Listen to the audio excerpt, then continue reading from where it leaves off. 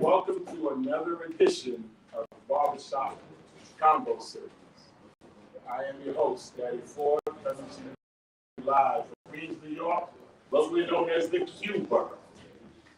I'm going to pass off the mic here to my protege next to me. Hi. Hi, my name is Ornella. I'm 22 years old.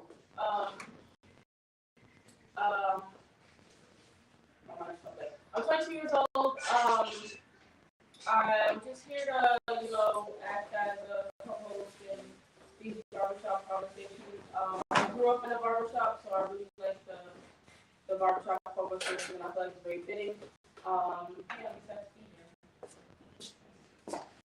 Okay, great. So my name is Kimberly Gilders. I am a managing director with World Changers, financial agency, and I'm excited to be a part of this conversation. It's very much needed, and being able to have this conversation inside the community is really important. Hello, everyone.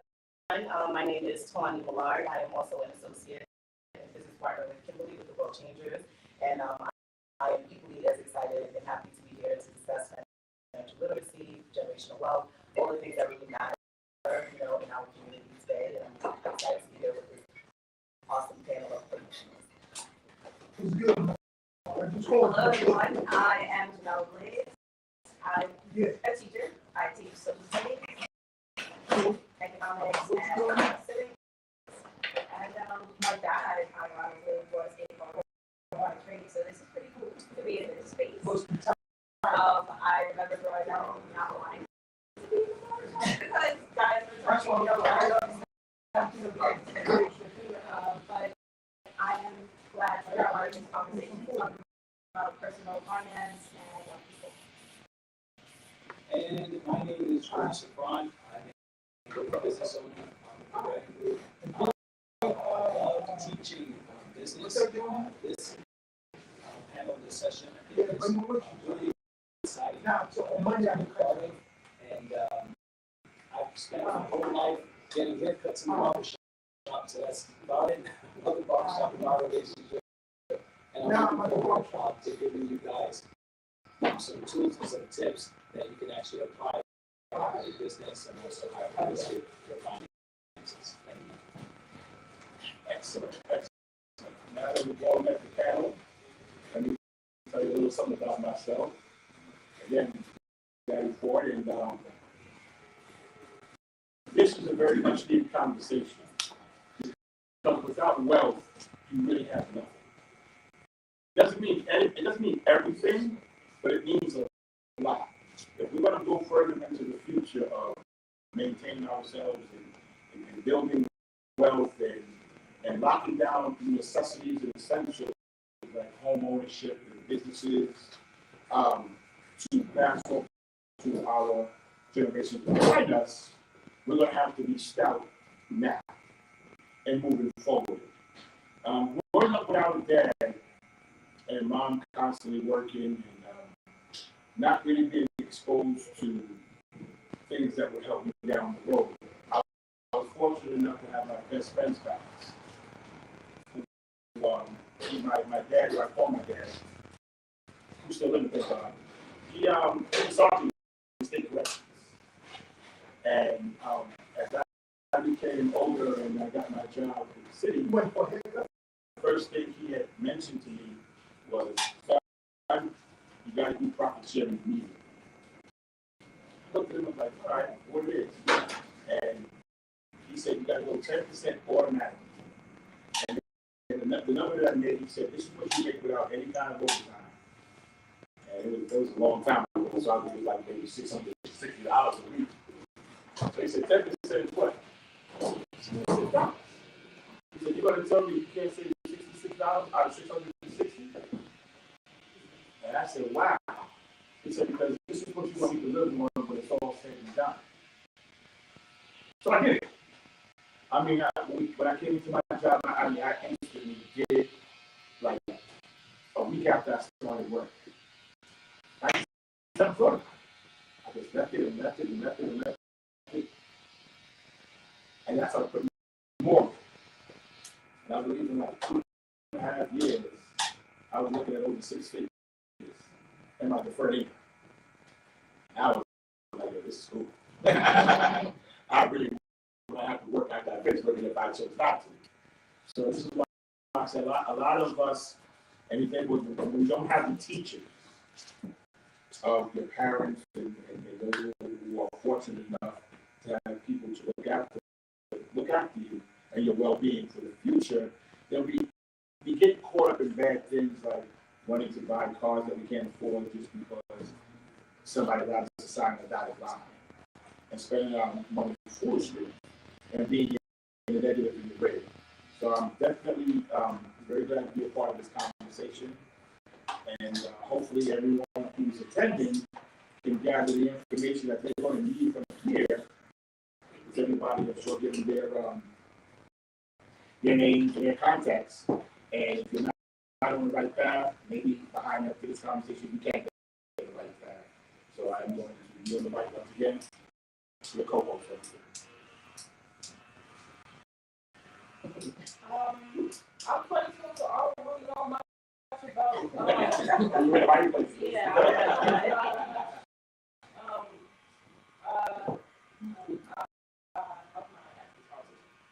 I've had a job when I was like 14. I've always like found a way to make money. I'm not really that good at saving. I spend a lot of my money on like Uber Eats and food and clothes. Yeah. My mother always kind of instilled in me to save, but I feel like because I don't have that much responsibilities, like I have to have like rent to pay. I feel like I don't have a sense of urgency when it comes to saving and learning about financial literacy. But I feel like it definitely is important, especially like for people that look like me, to be able to be knowledgeable in finance. So just accept.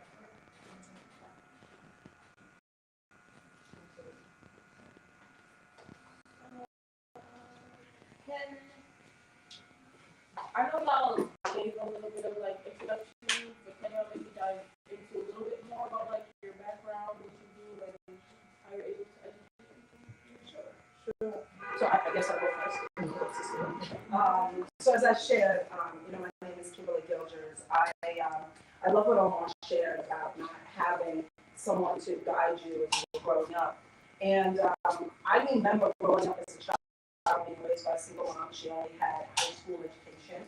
And we had our home. And we weren't always just two of us, but we became the two of us. And my mother worked 3 jobs for the majority of my life. I was what's called the latchkey kid. So some of the older folks know what that is, right? You walk around our neck, you let yourself in and out, you didn't answer the phone, you didn't answer the door, you did what you were told, and now you're okay. You watched TV, you did your homework, that's it. So,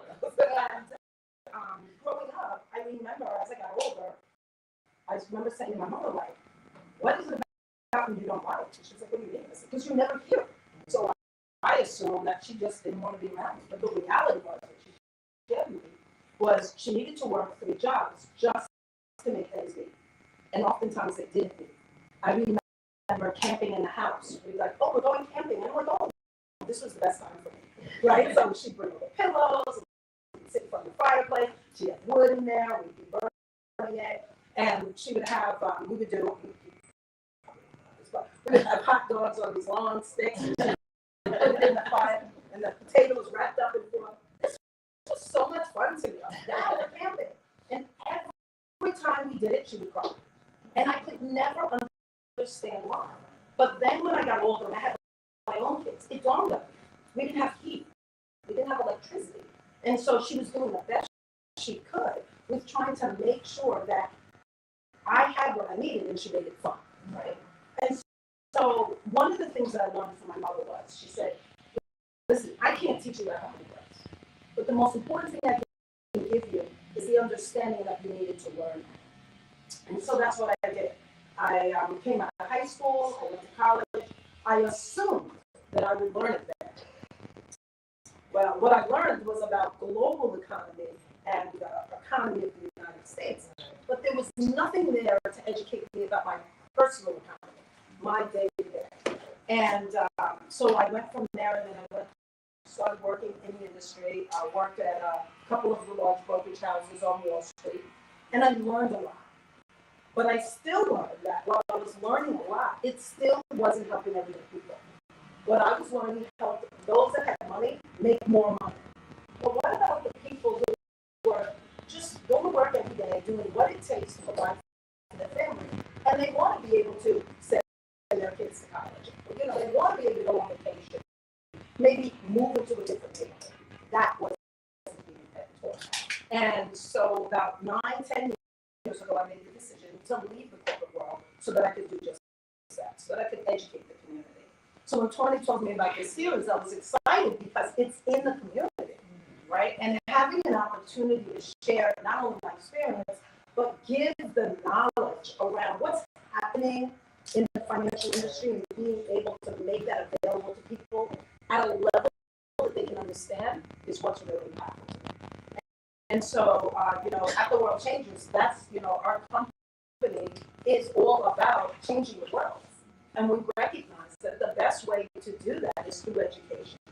And so, and as we go along, I'll share, I have things that I want to give away to the audience that can really empower them from not only a financial education perspective, but also being able to take that knowledge and do something with it, right? We can talk about it, but we also got to be about it. So that's a little bit about me.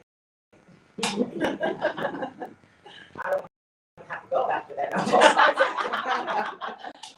I mean, wow. No, that was awesome. Thank you, Kimberly. This is why I'm in business with this wonderful woman. So, like I said, my name is Tony Millard. I am born and raised in Queens, New York. I was born and raised here. I'm the daughter of a police officer and the daughter of a registered nurse. And my mom's actually from New York. She's from yes, sir. What happened? Oh, that's right. Yeah.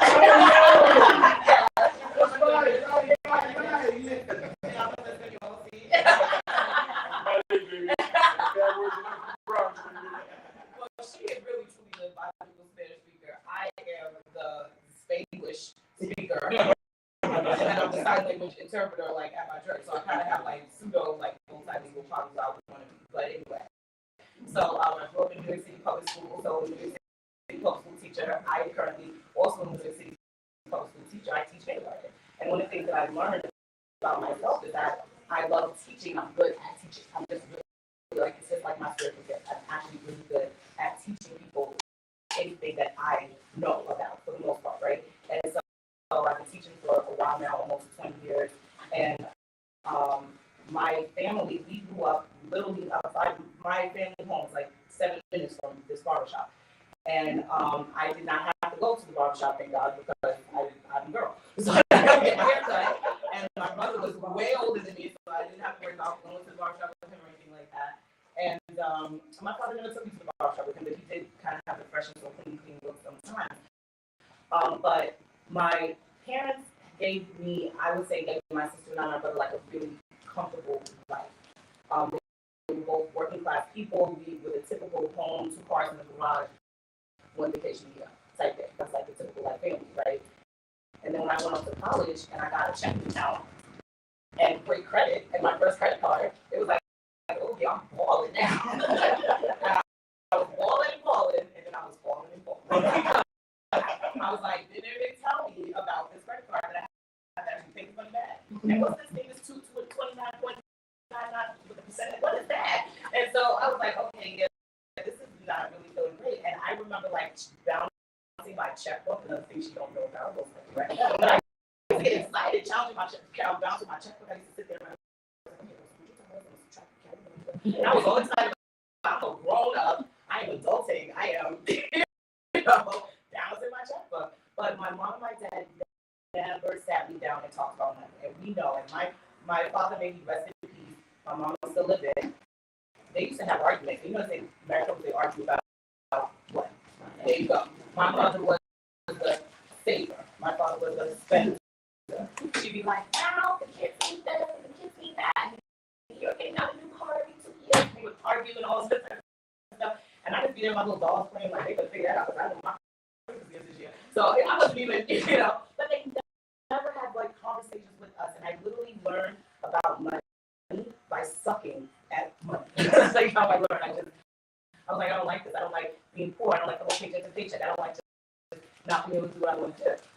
So when I got involved in financial services, especially specifically with the World Changers, we were so solidly strong on financial education. Like, it was like the basic stuff. I was like, nobody told me this. What's going on? I was like, just keeping like the best kept secrets in the whole entire world. I was like, this is not fair.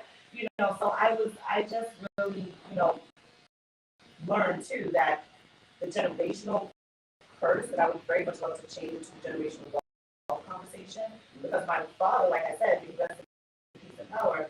He worked his whole life, he did his whole pension, he retired from the military, didn't have a dime to his name when he passed away. He left my brother, my sister, and stepmother, and my mom. Of course, I'm the wife, so my mom kind of had that. But he had $11,000 in his life trust. The trust split that between people. Me, youngest, I got nothing. I was like, okay, amen. I didn't get anything. Then my brother, unfortunately, passed away like 5 years after that. He did $11,000. He had 2 sons. He left nothing. I said, this is not this is bad. This is bad. My family doesn't know anything about money. They don't know anything about legacy. They don't know anything about generation passing on. What is happening? So I cannot say my brother, he's gone. I cannot say my dad, he's gone. Okay? But I have 2 nephews, and my youngest nephew just had a son. So I'm like, you know what? The buck is going to stop here. So I'm going to take this bull by the reins, and I'm going to make sure that my nephews and my grandnephew and my living friends, family, everybody, that we all know what to do. Because the information is out there, we just have to share it. And that's just where I'm at. That's my part. So I can understand my first experience with finance was when I was a little person, maybe about 6 years old. My mom, and she was a single, she isn't, I don't even know the word. She was a single parent and raising 3 kids who were 10 months and 2 years apart, like in that order. So bang, bang, she was an immigrant to the country, so doing that, but she used to make sure that we took had breakfast at home and take lunch to school, even though we went to public school, she wanted to make sure it was nutritious. Yeah. One day she came home and she was like, did I see my apple in the yard? We lived in an apartment complex. We were on the 3rd of 6 floors, and there was like a courtyard, and she's like, is that the apple that I worked so hard for in the courtyard? And she was like, yes, Mom, it is. She was like, what, do you think I'm rich? And we're like, yeah. And she was like, no. And from then on, she told us the business, like, we don't have money to waste, this is what things are. So just growing up, like knowing the truth about what we have and what we don't have, and what sacrifices she was making, she didn't tell us everything, but she told us enough for us to appreciate what we had. Fast forward to college, yes, college campuses. Before President Obama put a stop to it, college campuses, they would give out credit cards to new students on campus. I got a card. I used to make my food and home cards to all my friends. And so when I graduated, I had a debt of $2,000 on that credit card just for talking. I had to pay that bill. It took me a year to pay that credit card bill, and of course I was, upset because, like, in reflection, like, you had a credit card bill of $2,000 for talking on the phone. Like, that doesn't make any sense. Number one, and then number two, like, credit is important. You're out of college, you got to show something where you want to get a car. Your credit score, like, it's in the tank. So I learned about a secured card, which is basically you take money, you put money on that card, and it has a Visa or MasterCard logo And with that card, you use it like you would a credit card. And within 6 months, I started building my credit back up after from that credit disaster. Fast forward to teaching. I thought that I was going to be about 16 years ago to start teaching the senior classes, economics. And I said, well, what we do is personal finance. Because they're not going to care about the economy if they can't even take care of their own finances. And that's where our story starts. And it continues. I have my students play a nonprofit game. It's organized by a nonprofit organization. It's called Spent. And basically, economics really is about decision making. Like how you make decisions about your limited resources for your unlimited wants and needs. And so they played that in my absence, and I had them do a reflection, and there were just like some of these decisions that I had to make about my money was really hard. Like the sacrifices that I had to make for my kids, and they really embodied it because they felt like, yeah, I really had children. I joined the union and I lost my job anyway, and just for them to have the experience of, this is how life is for a lot of people, and what can we do differently so that we can make more comfortable decisions without making so many sacrifices. So here's where I'm at with my students. So I'll tell you my experience growing up as a child to Asian immigrants. My mom was also a single mom raising 3 boys. And there was no conversation about the money. So I can't relate to any of the parents when we talk about money. I grew up having 2 epiphanies that we were poor. Number one, our cereal never had a name to it. It was just a yellow box with black letters that said cornflakes. And it was never in the supermarket. It was always from around the corner. She would actually come with this cart. Everybody had the same cereal. So that was the first epiphany. I was like, why can't we have frosted flakes like everybody? She said, that's how we actually have frosted. So that's the first time I knew that. The second time was that when I saw my friends spending money, I didn't understand why their money was green and I was white. And why I want to go to the Chinese restaurant with my money in the supermarket and then go everywhere else. You know what I'm talking about? Yeah. Oh, yeah. Okay, so that's when I realized that I was ashamed and that we were broke. Because we grew up around other children whose parents actually had 2 jobs. Even though we lived in the same neighborhood, somehow my mother got into this program to get into this neighborhood, and then that's when we actually learned about money. So I always compensated for that by dressing up in my hair. So I would put on a shirt and I'll put a tie and whatnot. And I was like the kid that seemed to be very important because he was all dressed up. But I didn't want to go. That's how famous you make it, baby. And I looked up what careers that I can do to wear suits every day. And the career I saw was a lawyer, but I didn't like reading books, so that was going to be very hard for me to do that. So I went into a men's store at 16 years old and decided I was going to work in a men's store. I kind of learned a little bit about fashion and being able to actually dress up. And for me, one of the things that I wanted to thank God for was that there were people strategically put into my life that sort of guided me. First was my English teacher who said, what are you going to do with your life? And I said, I don't know. I think I'm about to drop out of school at 11th grade. Actually, today was the day I was about to drop out of school. You just caught me right on time. So she said, well, don't drop out of school. Why don't you do a work program? We can put you in city art school. They put me in that. And I attended a daycare and I started working off my diploma. The kids were beautiful, the diapers wasn't. Sorry, I didn't want to work with children. So they put me in another job in the Empire State Building, where I met a woman who worked for Gary Incorporated, and she told me that I asked her one day, how much money do you make? She said, I make $150,000 a year. I said, you sell drugs too? Because the last time I heard that, someone sold drugs. I didn't think that regular people got jobs actually make that type of money. And I said, how do you make that type of money? She said, you have to go to school. This woman picked me up in Prospect Heights in a limo, drove me out to school, and she registered me in school.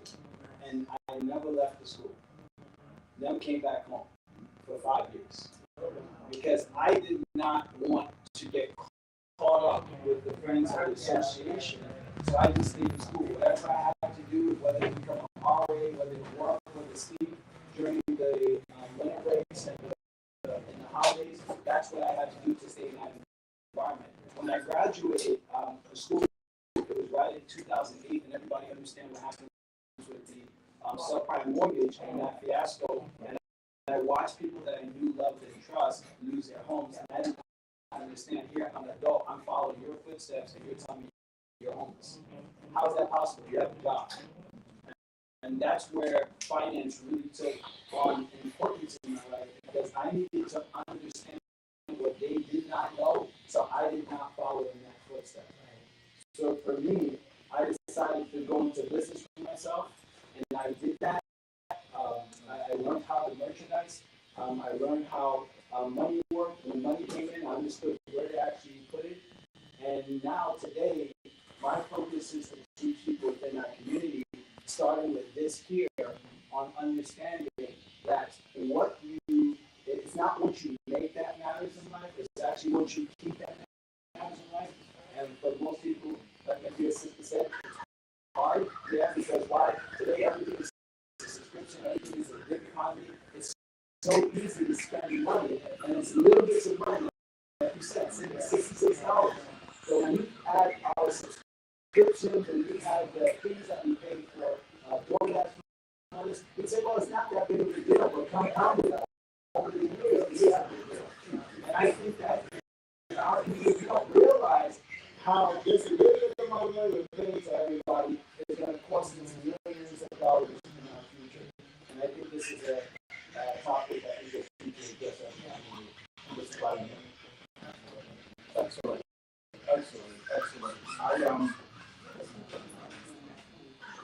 Outside of my intro of myself, my personal experience of money or having a specific asset.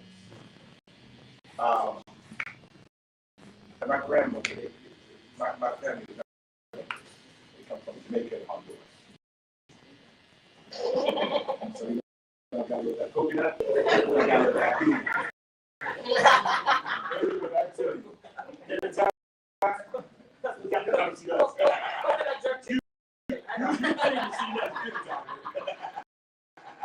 You didn't know what my mother was by the accent, but you damn sure that didn't think. So, you know, my grandmother always used to say with a lovely accent, make sure you save your money. Because reputation save your money. Oh, grandma, I'm going to get this car. I'm going to get this car. She said, don't you do it. You save your money. And I was... No, I said, we're not saying it. And I just had a love for saving money. You know, following the her footsteps and stuff like that. Along the men of my dad and stuff like that. And, you know, something came up and I needed a lot of money. So I was 19 years old. Back in 1988. I had 10 grand in the bank. Nice. I wouldn't spend house sheet. So the moral of the story is, not to get too deep, that to have what you need on your own is everything. That was my direct lesson of making sure you have. Don't worry about what your mother had. Don't worry about what my father wasn't around. And I always had a good family. But no matter what, they would always be there for me. But it just was always more of that value of having your home. That being instilled, that they instilled, it's not even instilled, they indoctrinate that mindset. Like there is no other way to think of this. You have to have your home. If I heard it one time, that was one time, God bless the child that has their home. I grew up here. Breakfast, lunch, and dinner. And then when you compile that with the stories, and anybody who is either Caribbean or from the South can hear those stories of what they had to do. When you, just before they went to school, my aunt would be like, I don't understand y'all went to school. We had to walk 1.5 miles to school. And before we did that, we had to feed the chickens and we had to do this. And you half a mile of the road with a bus pass and you late. Welcome to America. American kids, right? And we didn't want to hear those stories. But when you compile that with the energies that they show and how they lived their life, and no matter what happened, they always had them. That was instrumental. That was instrumental. As you get older, what you had to have, and how you felt into what true independence is. So, like I said, my little story of having to my money for what I needed it for, that I still remember that day. I'll be 55 this year, and that went on when I was 19, and I still remember it to this day. And the key phrase is never get caught with your hands down. No, that's at night. You want to be real. That's the whole different story. Okay, great. So this question is for you. What does it mean to be financially literate, as is the same as learning any other subject? Great question. Thank you. I believe that financial literacy is like learning any subject. Financial literacy is not a talent. Okay, it is a skill. If you want to get good at anything, you have to work at it. Correct? So anyone can get good at their finance. Anyone can get good at financial literacy. It is a skill. We're not born financially literate. We learn how to be financially literate. Right? You know, it's funny. If we want to learn something, right, well, we know how to go on YouTube, we know how to go on TikTok, we know how to go on all those different social media, learn how to cook something. We can go to YouTube University, learn how to do our hair. When we want to learn about our finances, we kind of like ignore going into those platforms to actually learn about financial literacy. And maybe we do, and we listen to a video, and immediately it's like, well, I don't understand what they're talking about. Let me go to something that's more exciting. And we kind of ignore it. And as we sort of stick our heads in the sand and just think, you know what, as long as I'm working, I'm fine. So we use cash flow wealth to have the money. And what did we learn during COVID? That we're not wealthy just because you have a job. You don't have money just because you have a job. That's just cash flow wealth. As long as you're working, you don't have money to pay the bills. What happens when somebody says, we don't need you anymore? Right? Well, that's where financial literacy actually kicks in. So you want to start somewhere, right? Learn the fundamentals. Like we said, understanding how credit cards work. I think that's one of the biggest cancers in our community, right? We need to understand how credit cards is a depreciating value in our lives, not something that appreciates just because we can buy stuff with it, right? Because we end up paying more money for that thing than it's actually worth when we put it in your credit card. So I understand it to be a skill, and a skill can be learned. So if someone wants to learn how to be financially literate, they can. Just like they can learn how to twist hair or manipulate. Great.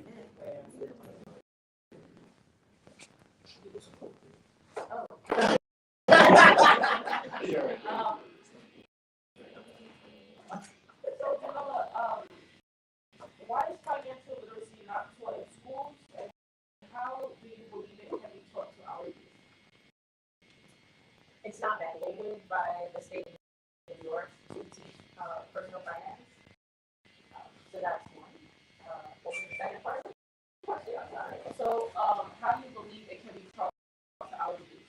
So the way I have been doing it is within the course of economics, I teach the basics of economics, and then I focus on personal finance, right? So that's a personal choice. I believe many teachers do whatever they do, but I know what I do. And the first thing about personal finance, especially when it comes to young people, is you have to recognize that as a teacher, right? Like, because there are levels to relationships, and no one wants to say I'm poor. No one wants to say that, right? No one wants to talk about what they do that isn't necessarily the right thing to do to survive. But the first thing about personal finance is you have to be real about what you have. That's the first thing. And once you can tell yourself the truth about what you have and what you don't have, then you can start to think about what you want, and then think of a plan of how to get where you want to be, financially speaking. One of the important things about personal finance is also just being real with your parents, because my kids are high school seniors, and they, in some households, especially in Hispanic communities, they are expected that on graduation day, that's it, you're on your own, right? So when they start high school, they come in with that mentality, well, I gotta be out on graduation day, so what am I doing? But again, like I said earlier, economics is about decision making, and so young people choose to make decisions based on like the information that they have.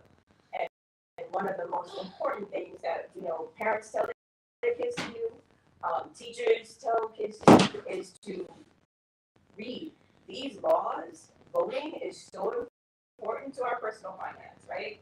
Is you're voting for individuals who are going to change the economic playing field.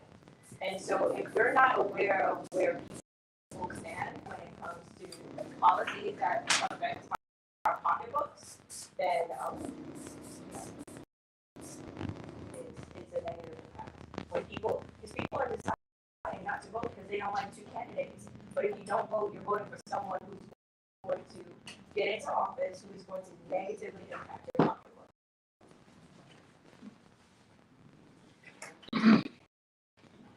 This next question is for you, Kimberly. How does financial literacy lead to financial freedom? That's a great question. And both Ruby and Jamila, I said it right, touched on this, right? I love what Ruby said about it's not how much you make, it's how much you keep, right? And we talked about cash flow, right? Having a job and generating cash flow and thinking that generates wealth. But the key is to understand how it works. So I like to do a comparison between a game, right? Whether it's basketball, football, baseball, all of those are games, and you have to know the rules to those games, right? I'm not really big into sports. I know enough to be dangerous, right? But if you don't know the rules, then as you're playing the game, everyone else is like, you don't know what you're doing here, and you're out. And you're sitting on the sidelines, right? So when it comes to understanding finance, understanding the rules of how it works, you don't have to agree with them, but you do at least need to know how they work. And if you decide you want to play, and we all want to play in the game of finance, simply because we want to live, we want the better things in life, right? We want to provide for our children, we want to drive the nice cars, whatever it is that we want. Well, then you need to understand the rules. And so when we talk about financial literacy, it's about getting educated, right? So Ruby talked about there's resources that are out there. Now, I will say that not all of those resources are right. There's a lot of misinformation out there, and that's a big concern for me. I talk to people all the time who, you know, when we're talking and we're looking at their finances, what is it you want to achieve? What have you done so far? They've done things and they're under a belief that something works a certain way, but in fact it doesn't. And, you know, I always caution people that you want to make sure that you're talking to people that are licensed to have that conversation. You know, I'm going to use teaching as an example, right? You can learn in the school, you can learn in the streets, right? Now, what you learn are two different things. And so when it comes to financial literacy, I think it's really important, one, that people understand they need to learn it. But going to resources that are reputable. One of the things that we've done, you know, we can share this later, is we've actually gone out and created a financial education platform that's both web and it's app-based. And it's available to everyone. And it provides courses where you can go online and you can learn the fundamentals of finance. You can even learn the more advanced things. So, you know, Omar, you were talking about profit sharing, putting money in your profit sharing, right? And pensions. Like, it talks about, do you know you can create your own pensions? Because you can.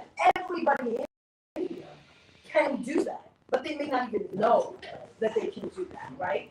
It talks about the basic things like saving. Why should you save? How much should you save? So financial literacy is the foundation to everything. It's interesting because I watch people say, I got cash flow, and I'm going to go invest, and I'm going to buy some stock, and all that's great. But they don't have a strong financial foundation. So if you think about, everybody knows that game Jenga, right? Yeah. So think about Jenga, and you've built this tower, and you've got your finances, you've got your investments, you've invested in these different things, but the foundation, which is your savings, right? You know, maybe retirement, that's not there. So if every time an emergency happens, you're pulling a block out, the whole thing falls. Exactly. And so financial literacy begins with understanding how money works, understanding the rules, but building a very strong foundation and building up from there.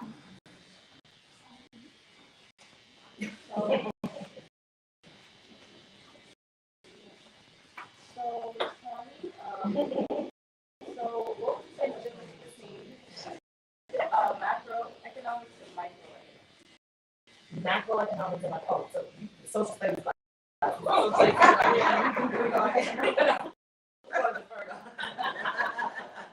If I could recall, my illustrious New York City Department of Education, I was working with I remember some things like we did talk about macro, microeconomics from time to time, but I mean, macro, obviously, big, micro, small, right? So I guess the macro side of economics, looking at economics more so from like a global level, national level, like big, you know, how our economy like affects. You know, we talk about like how our U.S. dollar, how much it's worth, and you look at another company, another country, and you know that ratio between like the euro and the dollar and so on and so forth. That's like more on the macro level. On the micro level, obviously it's smaller, so you're looking more, thinking more about like individual finances, small companies, small subsidiaries, things of that nature. So, you know, the micro side, you know, affects us more intensely, obviously, because I can't remember who was that you were saying, like, Rudy that was talking about like how it's really hard to kind of think about like something bigger than yourself when your own little situation is so dire, right? So with the micro side, you want to be literally everything that can be just talked about. You want to have that basic like understanding of what your personal financial situation is. That then it's really like, I don't know if anyone's ever heard of the mathematical hierarchy of needs. I studied that in college and actually pretty, you know, enamored by that. But no one, that bottom level is like food, like clothing, like safety, like that's like the basic, that's the bottom of that pyramid. Nobody's really thinking about going on vacation when they are opening up a can of sausages and sardines and like crackers. Like you're not thinking, oh, I can't wait to go to Cabo. You're not thinking about that. So it's a whole like stepping stone. You have to, just like our people say, you have to have those building blocks. And the whole microeconomic side of things is where that would start for an individual or for like a small company. How companies do well and succeed obviously affects the bigger economy as well. So that's like another issue, another aspect to look at it. I hope I have the social studies teachers proud. I'm like, I teach kindergarten. I'm like, okay, guys, this is pretty much the letter A. It's the word macro, but what about that?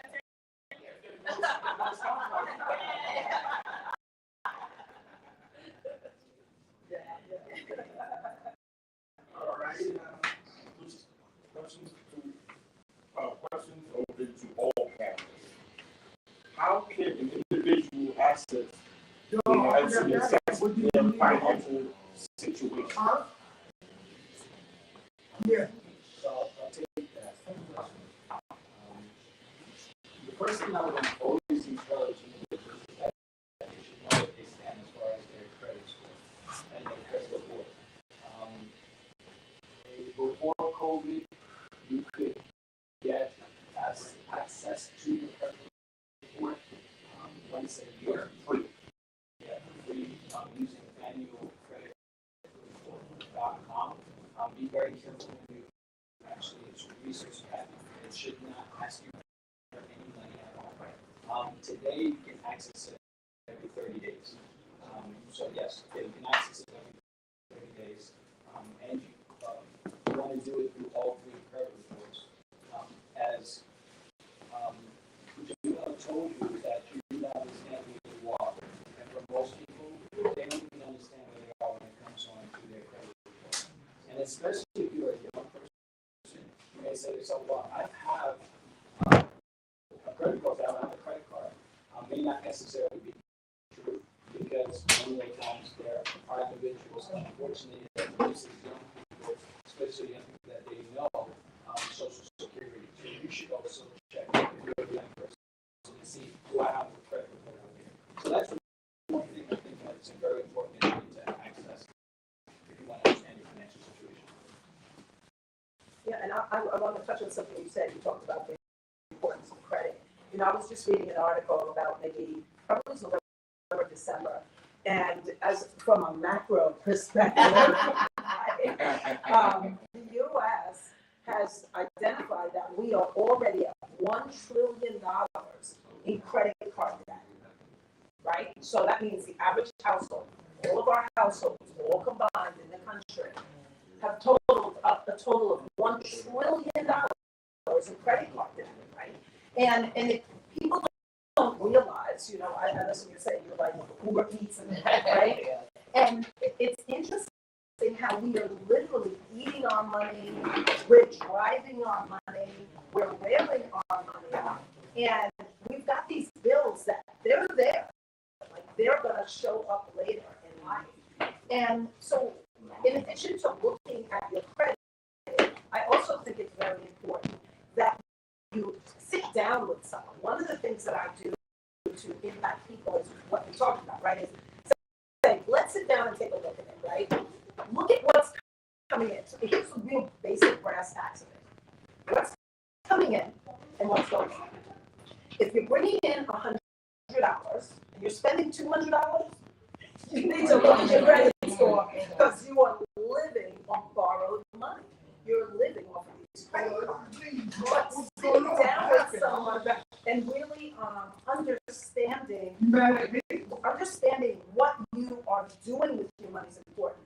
And someone said something earlier about how, I think it was you, Jamila, you were saying that people don't like to share about what they are or aren't doing, right? I get through all that. I don't like to do it either, right? But sometimes sitting down with a third party helps to really bring to their attention that, look, I get what you're doing, but let me tell you what that looks like 5 years from now, 10 years from now. And oftentimes through storytelling, so this is what I use to really help people, right? I tell stories.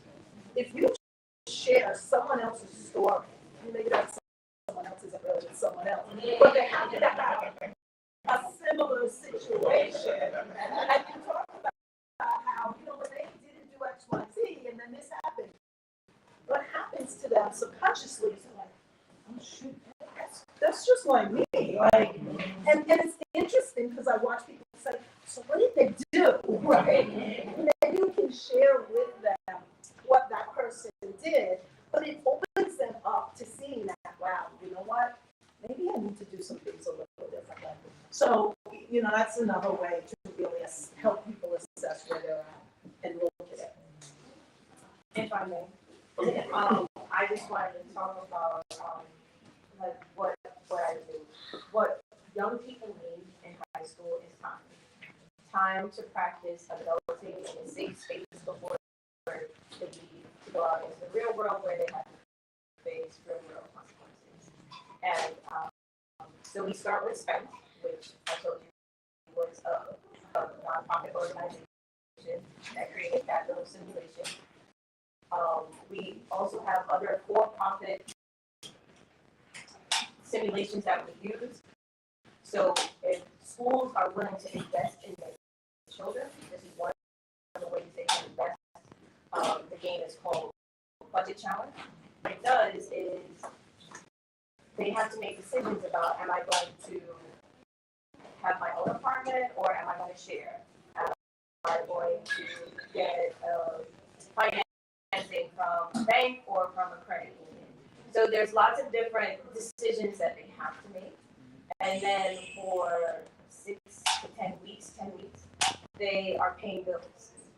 And then because of the simulation, they get to see like, oh, I got late fees. I got to pay more money. I don't have that money. Oh no, I got into a car accident. I got to pay the deductible, right? And so if high schools are interested in really investing in the children, to have them spend that time adulting and learning, you know, the skills, the things that I shouldn't do when I get my real money, that's one of the investments they can make in that game. So how would you always say that having a bad relationship with money can affect someone's life? I'm gonna start with that one because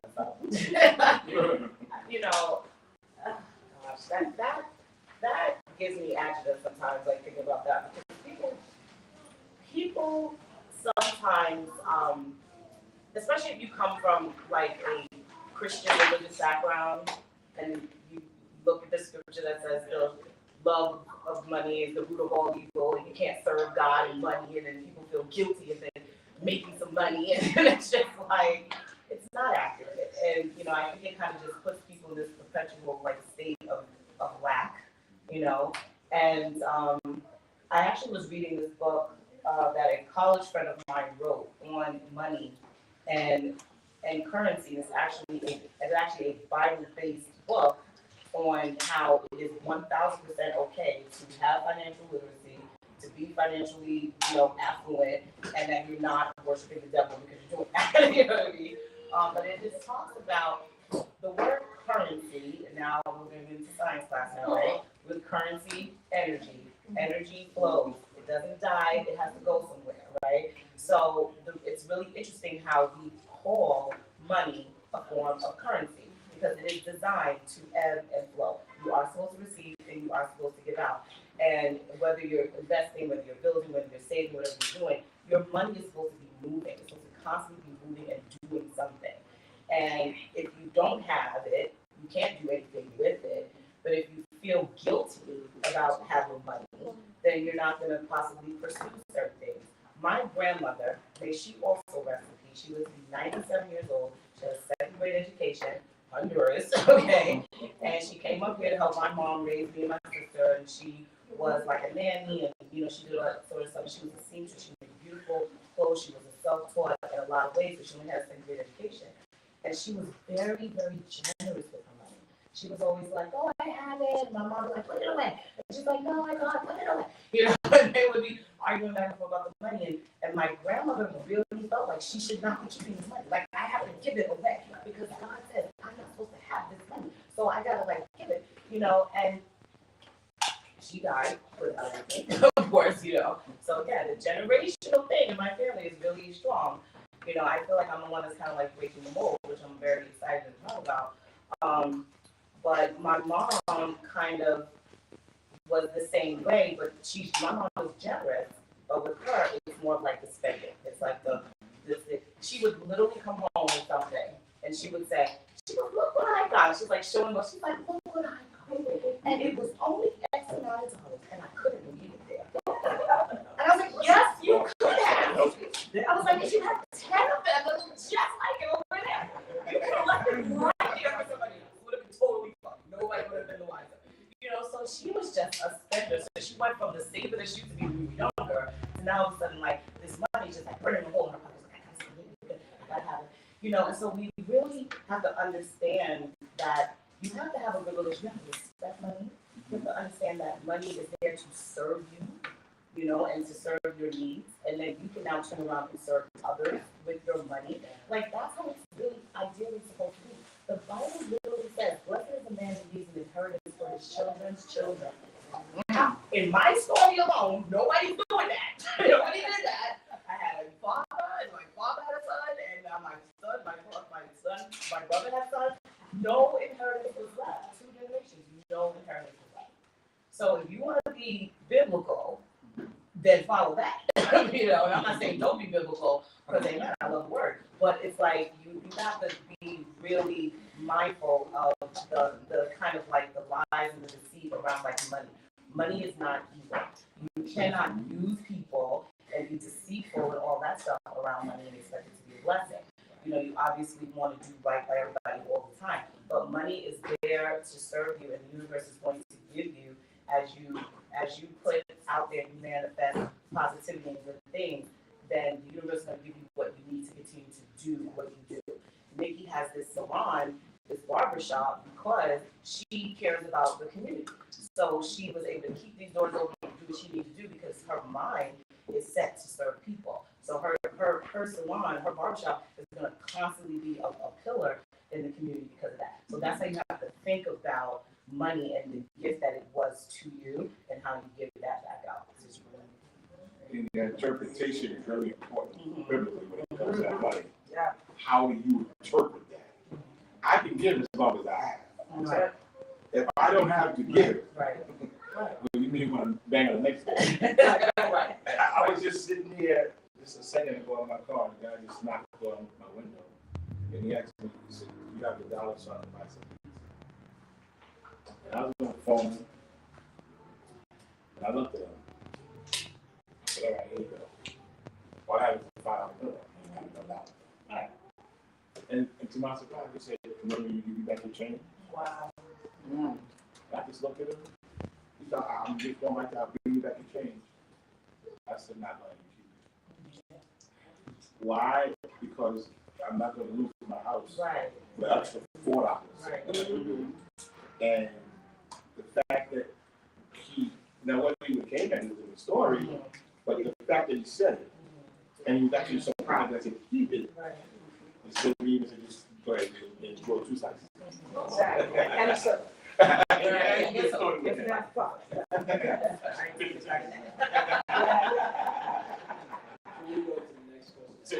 also want to add on to relationship with money. Yes. I do think it's important, and if we would keep this biblical passage in mind, that life and death is in the power of the tongue. And unfortunately, inside of our community, many times we're having this discussion, right? We tend to tell ourselves, I'm not good with money. I'm not good saver. Right? Yes, absolutely right. It's a mindset. And you keep repeating it to yourself. Every time you touch money, You better be careful. and ultimately, you're right. You see, I told you that self-fulfilling prophecy. It's important that you know what you say to yourself. Okay? It's important what you say to yourself about money. It's about that even though right now there's not evidence of it, but it's just like when you started off with $66, there was no evidence that money was being built, but over time compound, and your words will compound. So I think it's very important that as a person that you start to affirm what this is doing, right? And you may have to do that every single time. Every time you hold money in your hand, say something positive. So now when you want to make a decision, those positive thoughts control yourself and stop you from buying something that you want versus something that you don't want. Very much so. Very, very And much. primary. Since we're already there, talking about vision in the Bible says without a vision, you have nothing. And so, one of the things, projects that I have to do is to create a vision of your life and security, right?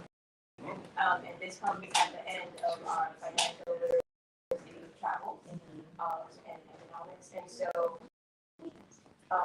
the whole purpose of that project is for them to have a bigger picture, even though I don't know what I want to be, I don't know what I want to do. Okay, but if you could, what would it be? What would you do? Where would you live? How would you get there? So now that you have a vision backwards planet, like what do you think you're going to need to do in order to go there, to do that, to have that amount of money? And what I have found is that,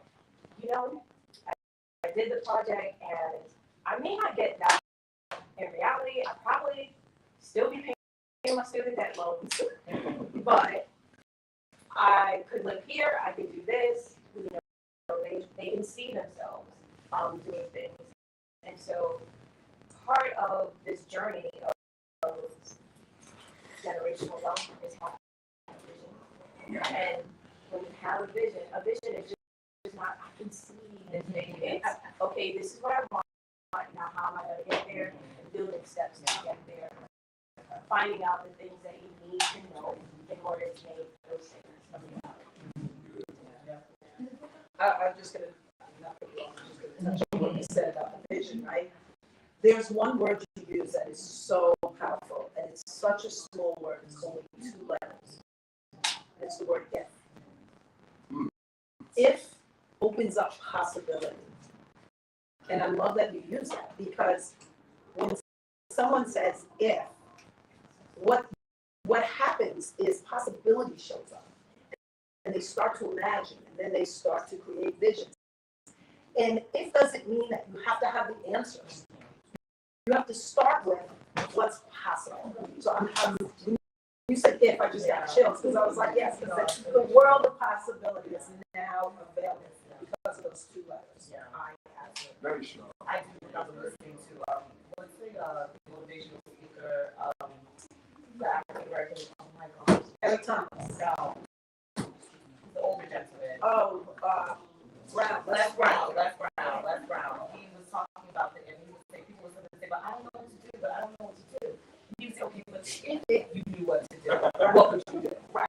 And then it's like, okay. I would. Right. Well, yeah. I'm all willing to do that. So it's like, it's not rocket science. You know what to do. You're just kind of, So yeah, that is very, very powerful word. Yeah, so yeah. If was a Yes. and I don't know what that is. What's the key word? If. Very true. Excellent. Okay, this is going to be open, so everybody can have the opinions as well. What are the benefits of improving an individual's financial situation? Wow, that's, a better life.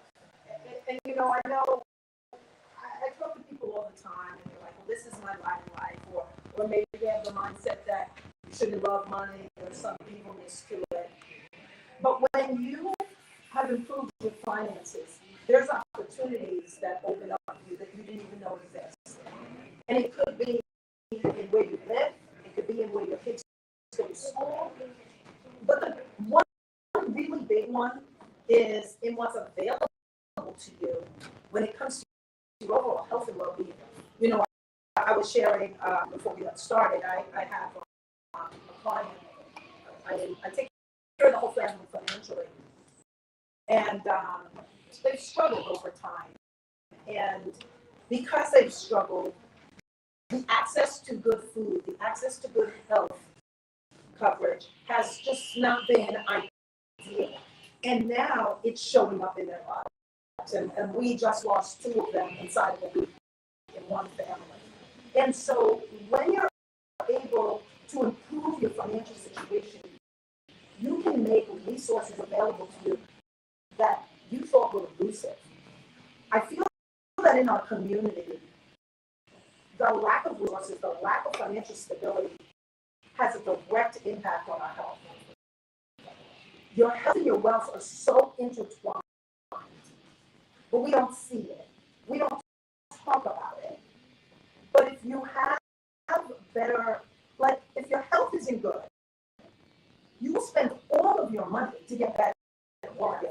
If your child is sick, you will do whatever you have to do, spend whatever you have to spend to save your child's life. What was that movie? I'm cute. See, I'm cute. Yeah. Okay, what was that movie, right? Will do whatever you have to do for your family. So if you don't have good financial stability, if your finances are in order, you might not be able to eat the best foods. You might eat a lot of fast foods, right? And that affects your health. And then your health gets out of whack. Now you want to get the help that you need. I'm just going to use stem cells, as a form of dealing with your health issues. But if you don't have the money for it, guess what? You're not going to get that. And so your life is literally cut short behind that. And so improving your finances improves everything. It'll improve your health. It'll improve longevity. It'll improve generational wealth. I mean, we can go here. I'm going to stop there. This is definitely so I can do that. Because if you're in this box, and this box is that we're going to ship the worst grade of beef, the worst grade of chicken, the worst grade of fish, the worst fruits, everything that we have to consume, it's the bottom of the barrel.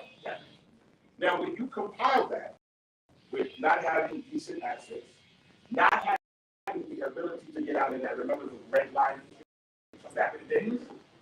And then in this district, just even though you can go to a hospital or get some kind of health care because to some degree if you go to however, whatever, what kind of care are you getting there? Exactly. Now, we all from the city here for the most part.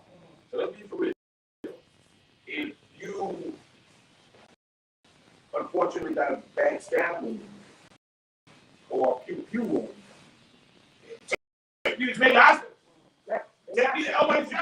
But if you think I'm going there to schedule surgery, I would plan my burial before I do that. And because outside of the immediate trauma, which is the best, because all the private doctors and all the physicians, they're starting to train there. Oh, because you want to see more job training. You got that right. In Queens, Brooklyn, South Bronx, you going to be Lincoln Hospital in the Bronx? Oh, baby. You going to earn that pay over there. You going to get all the other jobs you can. But, the money ain't there. The money ain't there. The money's outside. I want to do that money. They pay when they work there. They ain't do about it. Stop it. We go. So when you're in a box, it has your physical health, the food you eat, the care that you can get, all of that is the bottom of the barrel. You are absolutely right on all these ones. And if you don't have something to get out of that square, you're not going to get the very best. If you're not going to get the very best, when it comes in terms of dealing with your health, the same thing that they give you is what you want to see. Yeah. And if it's not grade A, and if it's not grade A, that's what it is.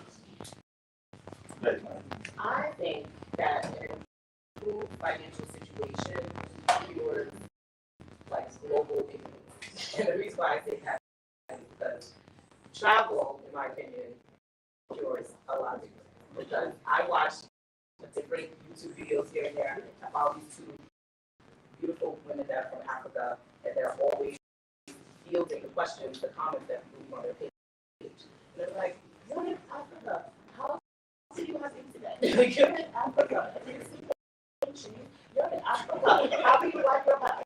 Like, they just ask like silly questions. And it's just like, okay, if these people took a trip to Africa, they would understand that there are parts of Africa that look just like country. Like, right. And so it's like, it's amazing, like the level of ignorance, but when you have money, you have an opportunity to explore. You have an opportunity to travel, to go places. I've been to different countries. I've been to overseas in this country, but I've been to other countries. And I'm thinking to myself, like, I never been to Africa yet. That's on my bucket list. But I remember going to like Brazil one year. And I didn't know what to expect. But when I went there, I was like, oh my God, what food. This is amazing. This is food. The people.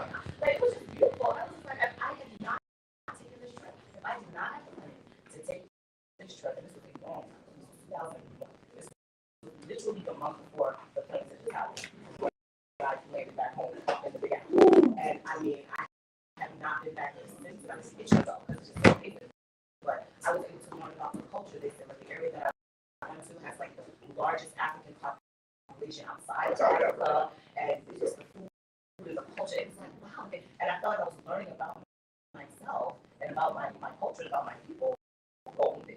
You know what I mean? So it was just like I just feel like when your financial situation is improved, I'm not saying that you have to travel the world and travel the 7 seas and do all of that, but if people sit down with themselves and they say, okay, well, where would I like to go? Or, people don't even think sometimes that far ahead.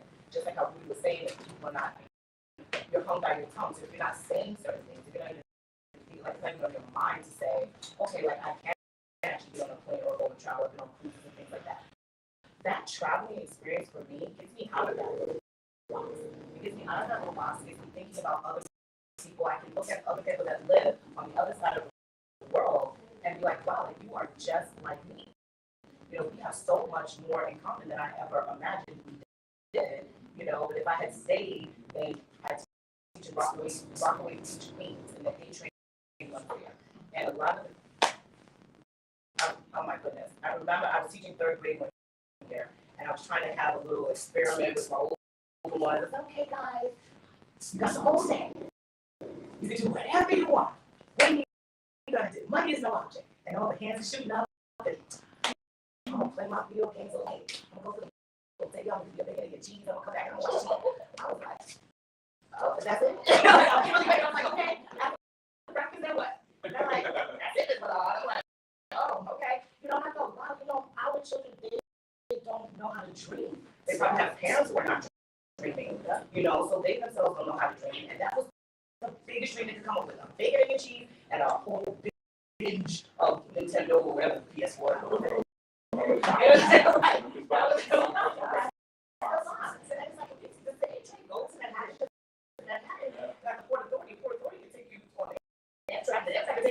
Like, can we connect the dots? I was like, let's connect the dots. Yeah, exactly. So I need it, So I feel that an improved financial situation gets you out of that strong-mindedness to where you just only see this for yourself. It really just broadens, your horizons, and you can see more into the desire to experience more. Not to, I'm gonna have to excuse myself. I'm not feeling well. I didn't know names. So yeah, but we.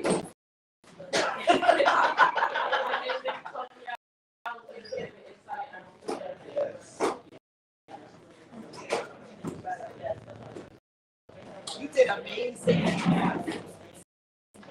Amazing. No, you did amazing. Amazing.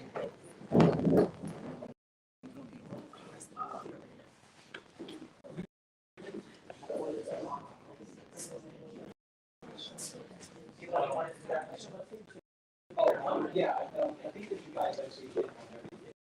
So when you improve your finances, just think about the mess in your life that does improve. That's your faith. If you have faith, you can now give more. A lot of times we talk a lot about the 10% giving. We don't talk about 90%. That's not what we're talking about. We talk about health, fitness. ability to be in better health. I find that when people improve their finances, all of a sudden they want to improve their health automatically and they will shape. They hire a trainer. Yeah. Their family, as you say, generational wealth, that passive effects that happens, their finances, right? They can now make decisions about their finances without actually feeling guilty about doing things, right? And the other thing is just having fun when you simply live, right? Get to change your circle. The heritage follows you throughout the house. You don't want to stay right in front of the one that's in the window. It's everywhere. You get to look at the menu. You don't have to read it from the right to the left. People look at the same before. So that those are the whys, right? And the hows is very simple. If you don't know how, just get into the conversation with people you're doing. Get to conferences, meetings, and put yourself in an environment where people are actually doing right. Because what you tune into is what you're going to turn into. Right. I'll tell you, I like to talk about money. You're going to turn into a person who has money. Who you assemble with is who you're going to present. If we keep assembling with people who don't have money, who's taking us to the I don't even know these places. Stop.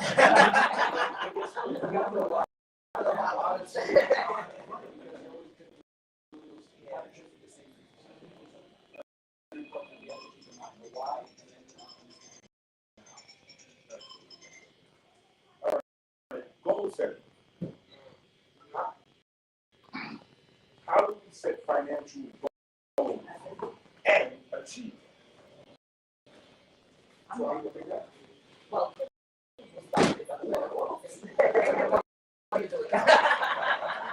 All right. I recently set some financial goals, so that's great. I mean, it's like how you said, it does start with knowing what you want. I love writing things down, so I always have a little notebook with me and I like jot stuff on my phone. But it just starts with you knowing what you want, and then I love to say that those things are ready to teach you here, right? I love that thing, especially being a teacher. I'm here for you, but I feel as a teacher, I feel like. So sometimes when I don't know something, a little text, they're like, how do you do this? Okay, you just do that. So I love just getting information. So you find out what you want, and then you talk to someone, sit down with someone, get some advice on how to plan, write things out, and make it measurable. So you know that you might have a amount of money in your savings account if you have an emergency, 6 month emergency saving. How much money do I make? How much money do I aside every monthly period? And how long is it going to take for that to actually go to where I want to be consistent to that?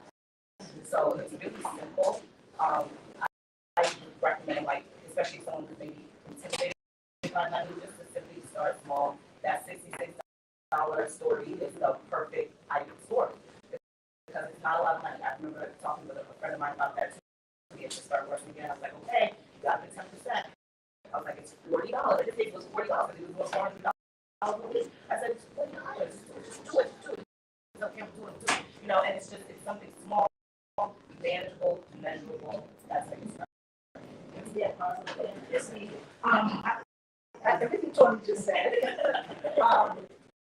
I think, the way you achieve your goals is first and foremost, look at who you are. It's really hard to do if you find possibilities if you're still hanging around the same people who are not ignored. When you said it earlier, you said, you got a chance to go over to school, and then you come back, right? Smart move, because your environment has an influence on that, right? And I hear people say I'm a product of my environment, but you have the ability to not be a product of your environment, but it requires you to do something, right? And so when you're setting these goals, you want to set them with someone who, and we said this as well, who is where you want to be, and have them hold you accountable, right? And this is a hard thing, right? People don't want to be held accountable to their actions. They want to do what they want to do, and then they'll find someone who will agree with what they did that isn't serving them and say, well, say, so and so agree, right? But you really need someone who's going to hold you accountable. And that's typically someone who is not going to just yes you. You don't surround yourself with yes people. Surround yourself with people who are where you want to be and who are going to tell you the truth, right? And do it love, but tell you the truth. So set those goals. Use possibility. Look at what's possible for yourself. Surround yourself with those individuals who are where you want to be, who are going to hold you accountable, and then set your goals. Make sure they're SMART goals, that they're very specific, that they're measurable. There's something you can achieve, right? And then go after it. That's it. She's got the last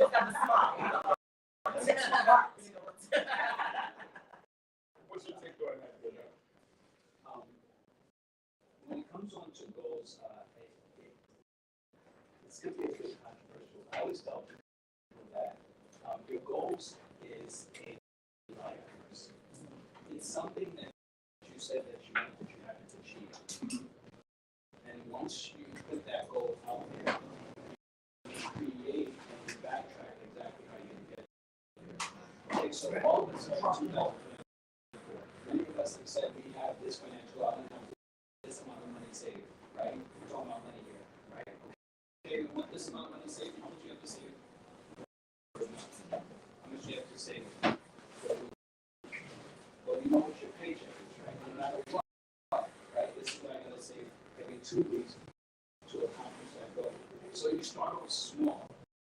The challenge with most people when it comes on to our goals is that we put a goal out there, and as soon as that we don't see that we're about to accomplish it, or we actually relate on our goals, we just put this totally this way. So yes, at first you got to tell yourself the goal. And this is why so we talked about vision boards. Right? I would even actually have my goal where I can visually see it. Right? So this way that I can constantly look at it. Because what starts to happen is everything around you starts to bend towards your accomplishment. And all of a sudden you find yourself, wow, I didn't realize that I did it. How did I do it? Because it was just focused on it. So your goals is going to be a line at first when you start it. Be okay with that, right? You don't know how you get it. Don't focus on the how. Just focus on why you need to accomplish that. Too many of us are focused on how we're going to do something. We really take ourselves out. I have a follow-up for you. In the midst of achieving your goals, and this is for anybody, have you ever had a secondary plan, just as a backup plan, in case for whatever reason, the first plan fell through? So you said that you did it back. So what book was said? I have a plan A, and I won't set it because a plan B distracts me. So when you accomplish a goal, you have to set it back.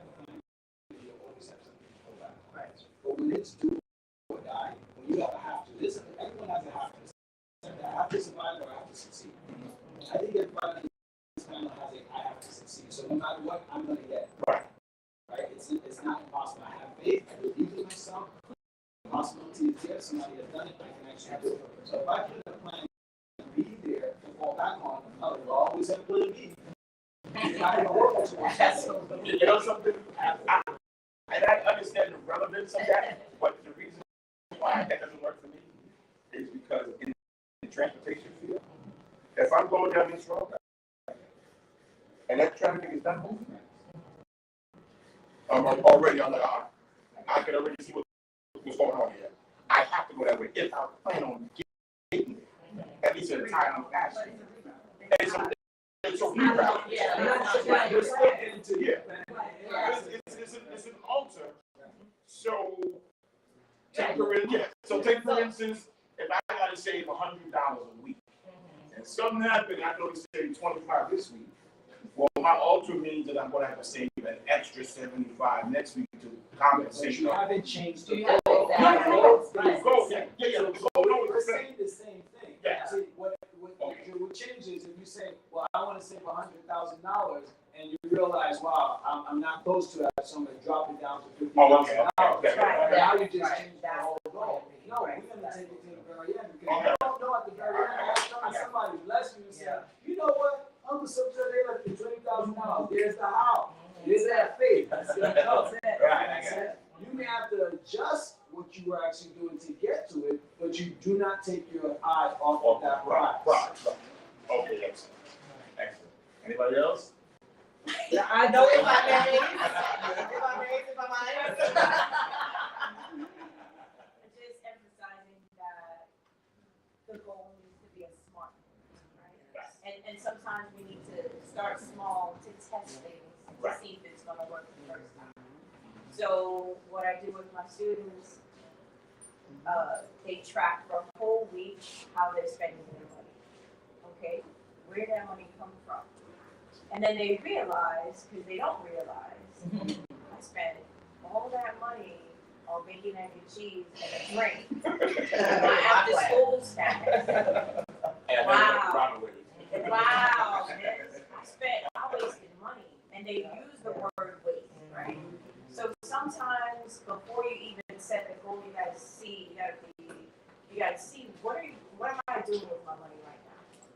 And sometimes, people they go out for lunch and things like that. That's an expense.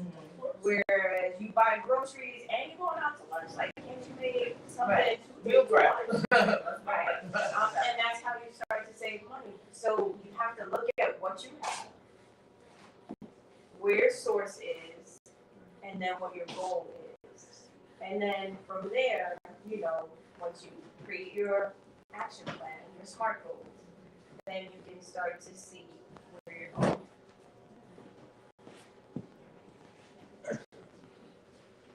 All right. How do we monitor our daily spending habits? Budget, which you kind of touched on with Yeah. your kid. That's the budget. This is really simple. There are so many apps out there that you can actually attach credit cards to, so you can actually monitor it by using apps. And there's a lot of free apps that's out there to use. Right. We actually kind of have very touched on that. Hey, those are good. Another way that you can do that for those people who don't have, or it's hard, right? Again, it is a budget, but you would say, I'm only going to spend $20 a week. There's got to be realistic how much you spend in a week. And then once that $20 is up, that's it. Yeah, that's like that envelope budget, budgeting. Yeah. This is how much for entertainment, this is how much for groceries, this is how much Great for way to start. Yeah, and like you see, open up that envelope, okay, we're not going out for girls' night. Good. I'm drinking money. I'll be paying for that. Exactly. And it takes a lot of discipline. Yeah, it takes a lot of discipline. Because you're not going to take from the rent envelope and put it in the girls' night envelope. You can't do that. No. That envelope has to stay separate. Yeah. I think we're going to have a picture on this one. Should we compare our progress to others? Okay, so let's do it this way, guys. We'll count to 3. We'll all give our answer at the same time. It's a yes or no question. Yeah, Okay. okay. So let's see if it's really controversial as oh my God. Okay, 1, 2, 3. No. Next question. We didn't discuss this. Next question. I think everybody start up to that. It's very important. You just can't do it. You got to do what works for yourself. You cannot worry about the next person. You don't know what their circumstances are. Right. They may have had a bigger push than you have. So, they may have an easier platform than you have. They have no kids and no debt. You got college dating 3 kids. You can't keep up with that person. So, we're not going to go there. Okay. Debt and credit. What is the importance of paying off debt? I mean, that's really The old simple. ball and chain, not the wife. The wife, the old ball and chain. I used to pull my man. But that's what that is. It's like the old ball and chain. It's just when they get free. Yeah, pretty much. We all know what it is. I mean, if you want to keep and retain, as my grandmother, God bless her, did always used to say, It's not my art actually. It's not what you make, it's what you keep. If I could give you an acronym, if you ever need to make a decision whether you want to go in debt, debt means don't ever buy things you can't afford. The challenge is that what do? We buy things using somebody else's money that we can't afford. Now we understand it when it comes onto our house because we understand that could be an appreciating product for us. It could, we understand it when it goes into business, but for a money bag, no, we don't understand it for that, something like that. For shopping, something like that, we don't. If you cannot pay your credit cards off every single month, then you shouldn't be actually using it. It definitely will not be a benefit to your pockets. Definitely. And Rudy made the point earlier too that you end up paying more for the thing that you bought more than what it's worth and more than what you intended to pay for it. Yeah. So the rule is you purchase knowing that you can pay it. Yes. Okay, what are some positive money affirmations? Yes. I feel like we should start this. No. Okay, Mr. Beauty. So many great catchphrases all day. I'm a big believer in affirmations, but I'm also a big believer in reading. So let me give you some books that you should actually read about money. If you want to learn to create affirmations with money. Number one, The Psychology of Money is a great book to read. Another book is Thou Shalt Not Prosper. Is another great book to read. Another great book you can read is The Richest Man in Babylon. Which is a great book. It's a very small book. I do have some titles that not in my head. By reading and pouring more into you start to create these affirmations about money. I've always made the affirmation that from the book The Richest Man in Babylon, that my money that I make is not to spend, my money that I make is to reinvest, so that money actually makes money. You see, when we make money in our community, we make $1, we went to the dollar store. When the other community make $1, they figure out how to turn it into $3. Right? So we just have to say that I am responsible with money. I make great decisions with money. Money flows to me easily. Right? These are some of the things that you say to yourself, right? And when you get it, guess what? If family comes to you, this is a big problem in our community. As soon as family come and say, oh, I'm in a situation, I need some money, we want to help them. Sometimes say, listen, my money is not enough. I'm not in a position to do this. If you know that family member that you helped out, that told you they're going to pay you back, they haven't paid you back, but they said, I know I owe you, and then they start a conversation again, and I'm going to pay you back this time. Listen, they ain't going to pay you back. When the taxes right? So we understand that if we stop making the poor decisions that we're making with money, I'm going to make better decisions with my life in 2024. I'm going to stop. I'm going to wait 24 hours before I make decisions about this purchase that I make. We'll make better decisions with our money. So my affirmation is more self. Yeah. And I think I got to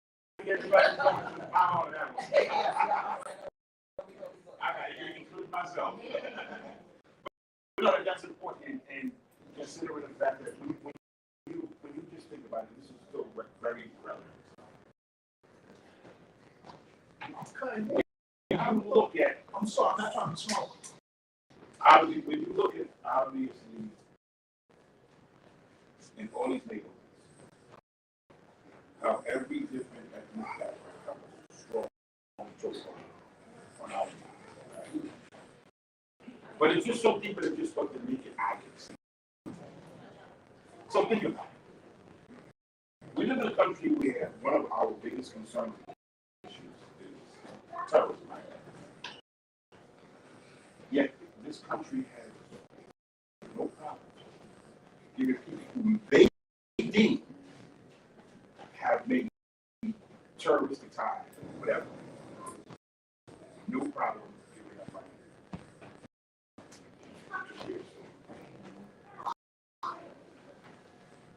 Because they really don't care too tough about it. Because they're going to make their money and it's going back. And it's not going to be something that's going to back them. Because that money. And we show in our community. Now we're going against them. So that's a clear indication as to why it's so easy to take your money. Because you can have $500,000 at your beck and call. But if only you have it, or maybe you have it, maybe your cousin will get it. But collectively as a whole, we don't have it. I don't mind you. Because there's no threat. You're only one person. You're only another person. You always bring them down. So, but collectively, if we own these things for these stores, everybody else can pay. Let's be real. You're going to see a soul food restaurant and get some restaurants. You just not. You know, and that's why our this conversation is very important. Because when everybody can be on the same page, understand the same thing, then nobody has a problem saying, okay, you know, I can feel all 10 grand. If everybody else does it, then we get something to lock it down, and then we can start keeping that down. So that's also very important. So the next question, we have 2 more questions. What are some positive money affirmations? Yeah. Oh, I didn't yeah, I'm out here. You know what I'm long days. Do I need to be a certain age or wealthy to create a financial plan? That's another group answer question. 1, 2, 3. No. Everybody's gonna be here every night, come on. And to that story, oh my God, sorry. Quick story, similar Yeah, of course. to your grandma, but my grandmother came here when she was over her 50s. And she was able to buy 3 houses in this country. She was taking a home attendant as her job. And she saved her coins. She had these 5-gallon jars. And she saved coins, and that's how she bought her first coin, right? So, do you need to be wealthy to create wealth? Nope. You need to be smart and focused. You just need to be disciplined and have a goal and a plan. And so the answer to that is no, that she was supposed to be grandma. She was supposed to be chilling. Like, Yeah. no. Hot foot was on Flatbush Avenue, walking up and down, getting her sales, dropping her coins in her coin jars. Yeah. So that's beautiful. I was gonna say that to the point of like not being like a certain age, because what Kimberly and I do, we actually talk to people about $1 million baby plan. People don't know that your baby, you make your baby a millionaire, like right out the gate. So there really is no age. It's like, again, it's about the education, it's about the planning, the structures, but you have to have the information in order to implement. So that's obviously why we do the financial literacy, because we're sharing the information so that people now have it and then they can implement it. We learned that we've always heard that knowledge is power, but it's really the application of knowledge that is the actual power. So many people, I didn't even really know about $1 million babies, like there's certain things I didn't know. So now, that's something that I can share with people like my nephew who just had a baby in November. So I was like, yeah, I got a $1 million grand nephew right here. Yeah, absolutely. Yeah. Great. So this is going to be our final questions, and after that, we're going to go around the room and give our final summaries to the camera directly. Last question is, how do I know when to refer to financial institutions and professionals in the financial field? So I'm going to say, the minute you start working, Excellent. that's when you need to be talking to someone about your finances. You have money. I remember growing up. I'm going to age myself, but I remember having Nobody will believe you anyway. paperback, right? And delivered newspapers, and I had, on the back of my bicycle was a little basket with the newspapers, and then I would go and collect the money. And I remember my mother saying, now that you have some money, we need to talk about what you do with that money. We did the envelopes, right? And then the bank is still around, Dime Bank. You can open up a savings account with them, right? This is back Buying in savings. yeah, and they're still here, same name today, Oh, which yeah, says a lot about it, yeah. right? But yeah, I opened up a savings account, and I was maybe 15 years old. And after I collected what I got from my paper route, a portion of that had to go in the savings account. And so the minute you start generating any income, you need to be sitting down with someone to learn about your finances. Excellent. Remember 95% of the drugs.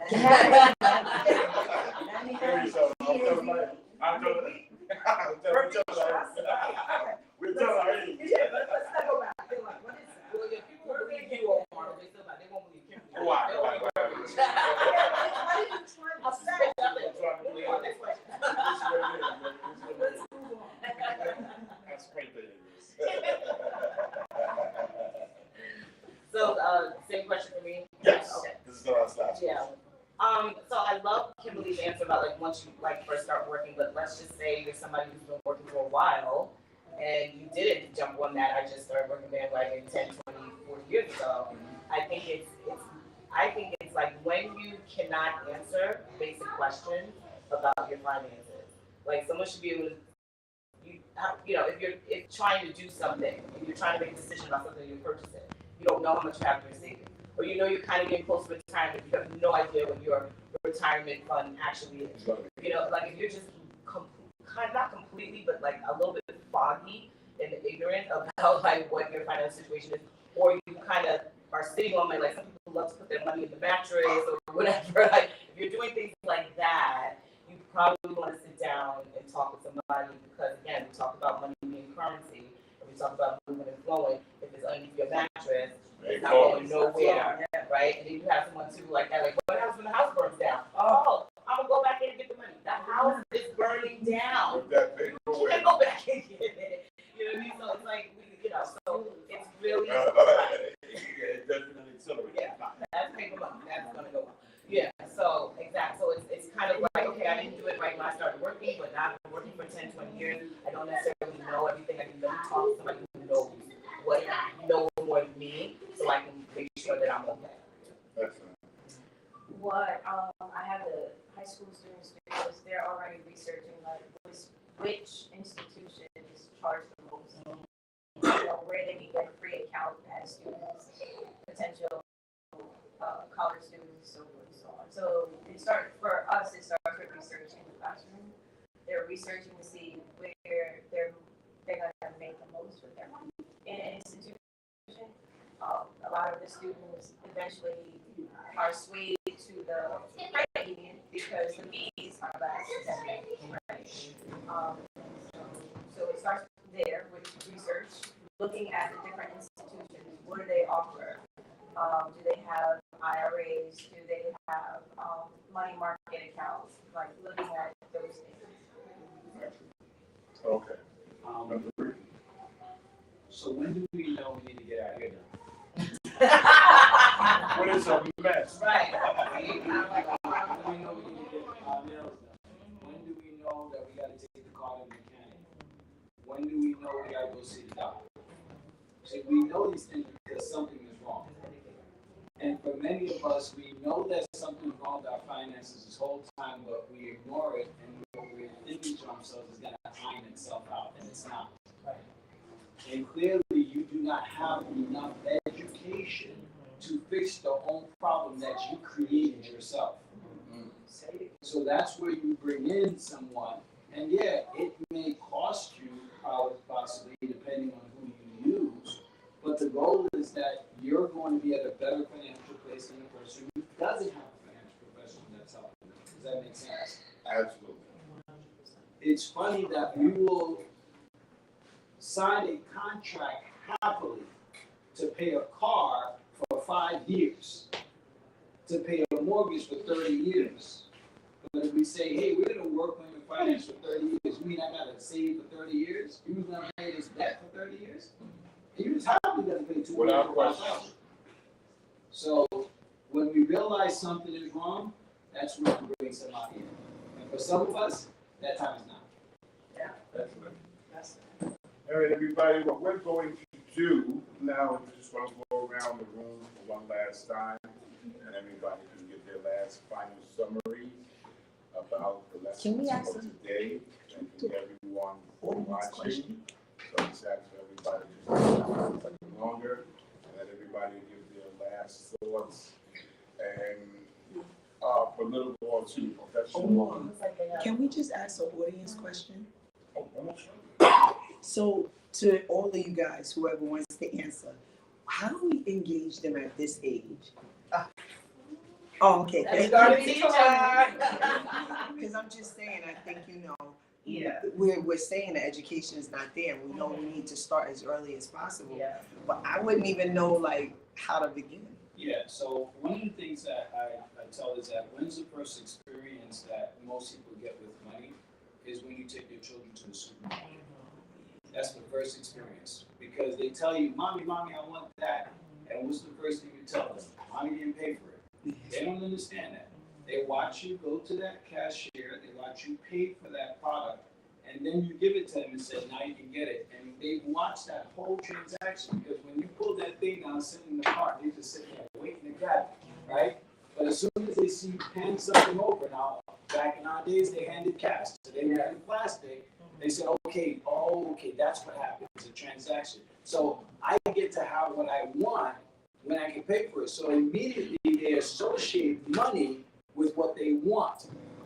So you gotta, before you leave to the market, teach them, okay, this is the grocery money, this was the savings money, this was the giving money, this was the tax money. So mommy is going to go out to the supermarket with this money, but these money here are already allocated for something else. Right? So when I give you money, you always want to break your money up into pieces and make sure you give it responsibilities. So from there, a child already learns that when I get $1, okay, 25 cents I'm going to give, 25 cents I'm going to save, 25 cents then I could use for something else, and then 25 cents I get to spend. So if you start doing that, they create the discipline of making sure that they break up their money for the responsibilities that need to be taken care of. So as an adult, they carry that. I mean, you just kind of. I mean, essentially, that was pretty much going to recommend the same thing, like making money real. When children are very small, I wouldn't necessarily give them real money. And as a teacher, I don't give kids real money. Obviously, we have like play money. We might have Husky Bucks. We might have this, whatever, right? But they get like a little weekly, allowance, so to speak. And then they have like a school store, and there might be stickers in the store, there might be pencils in the store, there might be, markers in the store or whatever, or they might want to pay for to have lunch with the teacher or whatever. So just like how Rudy was saying, they're understanding that everything has a value, and then they get to do value judgment. Because if everything has like a price tag on it, and your allowance for the week is in the classroom is like $5, right? And lunch with the teacher is $5. But you also want the sticker, and you also want the pencil, and you also want the fancy marker. Now you get to decide, okay, well, if the marker is $1 and the sticker is $1, but the teacher is $5, so I can decide this is my $5. Do I spend all of my money? So now now they understand value judgment as well. Like, is it more important for me to have lunch with my teacher, or is it more important for me to have the sticker and the marker and the fancy pencil? So, and they get to make that choice, it's not, you better pick me for lunch, it's not like that, but if they get to decide what's important to them, and that has a voice. So even though I'm saying that in the classroom setting, parents can absolutely do that at home with their kids and get the monopoly money, like that's the paper stuff. You get the monopoly money, you get the payday money, you can use all of that for those things, make charts and whatever, put price tags on things in the house. You want to play a game for an hour? Okay, that's $10. Play a game. Oh, you can read for free. Which one you want to do? Okay. Whatever you can run your own house the way you want to do it. But if you just helping them understand that money has value, and that their judgment has value. Depending on where your family is with things, they can do piggy banks. If you can't buy a bank, you can make a bank out of anything to save money, right? That's one thing. And then ask them, well, what do you want to teach them goal setting? So what do you want to buy with that money? And then when it comes time to buy that thing, you'll see that your child is like, nah, I don't want to buy that. I want to save my money. So that builds the habit of saving. Another thing that you can do, go into games. My family, one of the activities we do for game night is Game of Life. And so that also has money in it. It's similar to Monopoly, but not. And then, you know, just playing those money type games also helps to. Have you guys seen Cash Flow Quadrant yet by Robert Kiyosaki? No. Because I heard that that's a really good one. Cash Flow Quadrant by Robert Kiyosaki. He wrote Rich Dad Poor Dad. Okay. He has that game, and I hear it's really good. Cash Flow Quadrant. It's talking about the 4 quadrants. Oh, that's good. No, thank you, because we don't, like I said, we barely talk it as adults, but definitely the children, they need to know it way in advance. We do 3K. We lowered, you know, even in school to 3K now. But where, you know, is the financial literacy and especially holding the Board of Ed or just the school systems to task, because just those, everything is those core requirements. But what about, first of all, finance should be core and it should have a regents attached to it, in my opinion. But, you know, that's beside the point. And there's just a couple of other areas that should be mandatory areas, you know, that are covered. So I appreciate you guys. I was listening, I learned a lot. And thank you for that for them, because I wanted my grandkids to be here, because then just to, like you said, who was it? Said that we should be we should have enough for the next Children. Yeah, that's crazy, because half of us don't even have enough for Ourselves, and we don't leave our children. So, but the mindset of we're supposed to be leaving our children's children.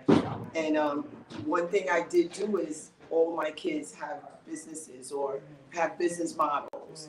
So that was kind of my way that, you know, even my little grands have a business thing that they're doing. So that was my way of kind of like getting them.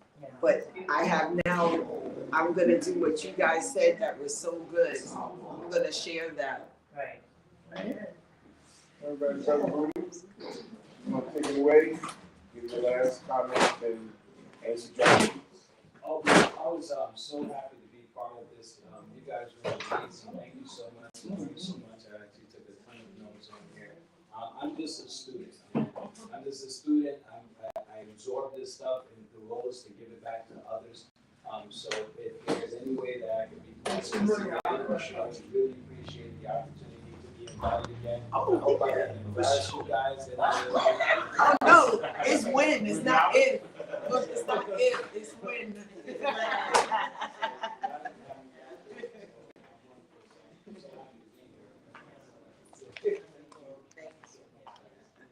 What would be lovely is if you did have more questions that we could answer from people that we great because there's whole experience.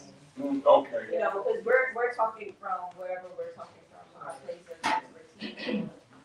But to hear what the questions that people have, that would be great to address those. Yeah, that'd be good. Maybe poll them in advance, and then we can get it together. Because, you know, one of the greatest fears as, you know, a first generation American is, like, who do you trust? Like that question, right? You know, you talk about getting help, but who can you trust to get financial help? You know, that would be a question that people would have. I actually share the same sentiment as Rudy. I'm very happy and excited and proud to be here. I was very honored when Sharon reached out to me.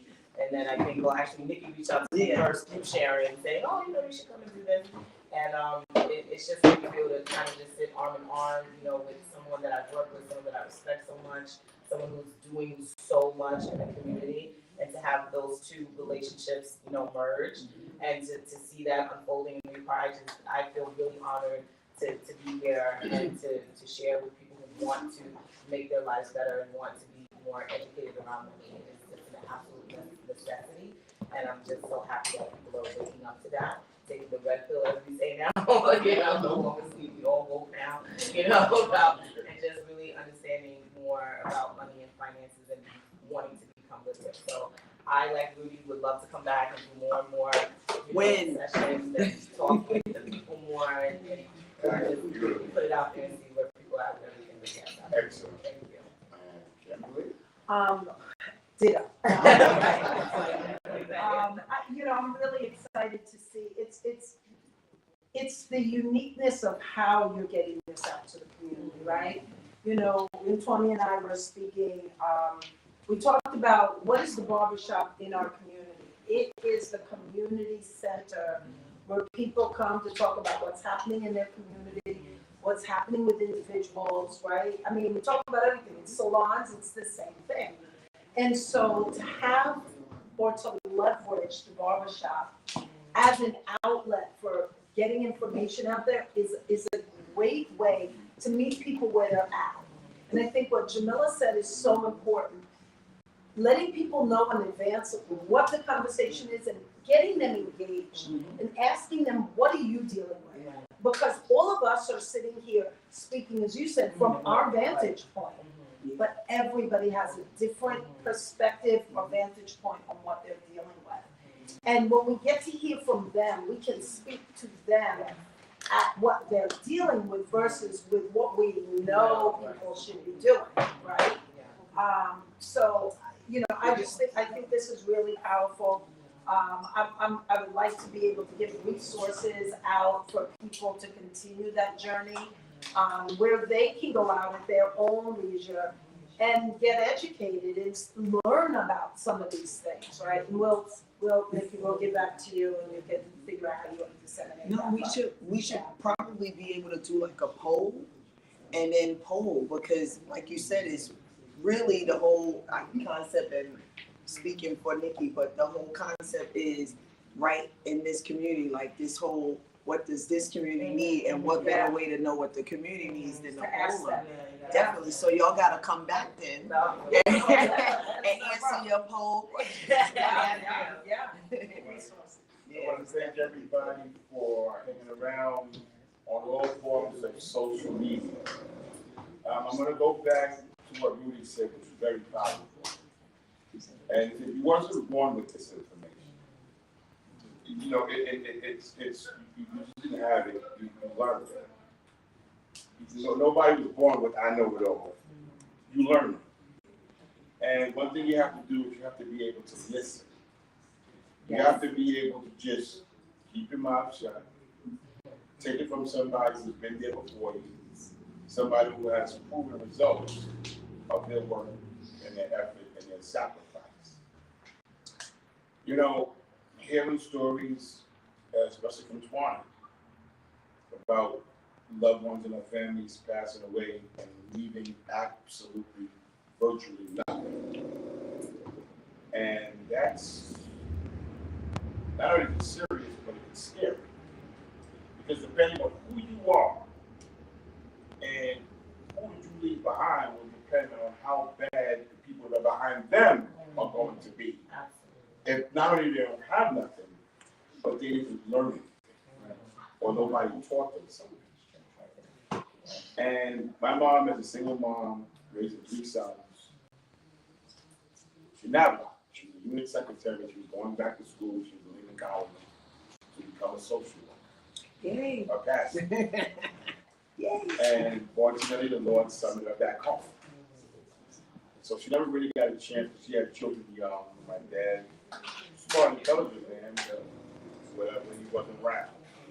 So she had to go from being a housewife to taking care of 3 sons. Severe asthmatic. She was offered permanent disability, asthma so severe. She said, no, I have children that I have to take care of. So my mom did what she had to do, and she did a damn good job at it. Because what you learn from that woman, there's no excuses. You're going to get up and you're going to do what you got to do. So when she passed on, my aunt made a pact to my mother. They both made a pact with each other. And the pact was, whoever passes away first, the other person is responsible for giving out whatever was left. So for 3 sons, it was $5,500. My brother was 28. I was 25, and my little brother was 15. So you know who got the most of the $5,500. Yeah, we got a story. We got a story to share. But nonetheless, it was. My older brother and I shared $1,500 at my mother's passing. You know, we were still grown and we both understood it. And my little brother had to come up and whatever, and they made that back, so we had to give away again. And that was another lesson in my life. That you know, remember I told you when I was like 18, 19 years old, I had a decent amount of money in the bank for that boy. But to take it 10 grand back in 89. So I'm proud to say because I listened and I worked hard and I made sure I wasn't going to get caught, you know, not prepared. I could clearly say with gratitude, and I know my mom and my grandmother is looking down, and I know that they're very proud of me. That's right. That if I was to go right now today, I have over $500,000 in assets and property that my son had. So that was a super huge jump from the $1,500 that I had. From the $1,500 that I received. My boy, we talk about it to this day, and I tell him that, you know, I knew that was hard on him, and, you know, but there were reasons why. You're a young black man in America, there's going to be no excuses for you. Nobody cares about you. Nobody want to hear a side of the story. And what I witnessed with my mother and my aunts and my grandmother, these foreign women, the men did their thing. My father, he wasn't around, but my uncles, they did their thing. But them women, they were the engine of this family. And I said, there's no way on God's green earth I could have a woman outdo me. And I don't mean that in a derogatory form. But when you have a mother who suffered with asthma, and she's going to outdo you, that means you're a weak man. My mother took us out to projects when I was 9 years old. And that's the fact that, you know, I don't really care about that. Like, where you live is where you live. But she told me at 9 years old, we got to move. And I said, why? She said, the neighborhood is changing. 9 years old. I said, no, it's not changing. The building's all over the same place. See the playground, it didn't change.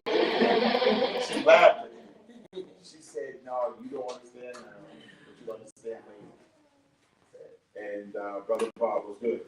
And I understood it as I got older. And it lived with me. That was in 1970. I remember it. We moved that year. It was in 1978 she told me. And I made sure I always worked hard to obtain a house and have something to leave my offspring. And I never wavered one bit from the plan. And I achieved it. 15 years later, I still got that same house. And that was based on what I saw. That was based on what I was taught. And it means everything to me. So if I lay my head down today, I did my job. Was I always right? Was I always perfect? Absolutely not. But you know something? I did what I had to do. And I'm going to continue doing what I have to do. And I am honored to be a part of this panel, let alone being a host or moderator. I took part in this panel and I've learned a lot. I took some notes down. Everybody was 94 don't late for nothing. So here I am about to drop a double nickel this year. And I'm writing notes because these are valuable lessons. Everybody could be going wherever they want to go and doing whatever they want to do. But they came here to give back and give some love.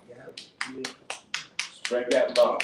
Right. Like I always say, spread that love. If it ain't about laughter, and if it ain't about love, it ain't about nothing. So on that note, thank everybody for coming. And I will be sending you flyers for the next event, and we're gonna do this all the time. Oh, I just got the date, February 24th, you all know about it. We'll be back, and we're gonna make it happen. Thanks again to all the panelists for your time and for your information.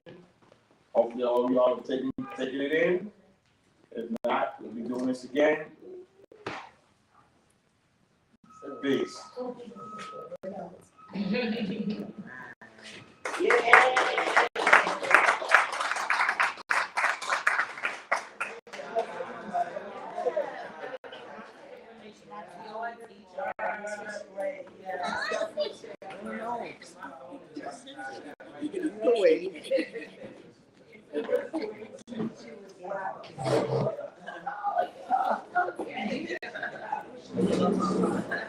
I'd like to connect with you. Yeah, I mean, I was like, give you my, spare my shoe on. I'm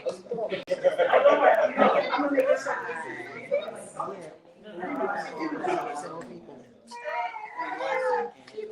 So on this line, we have 533 viewers. Oh, really? 533 viewers. I'm gonna end it.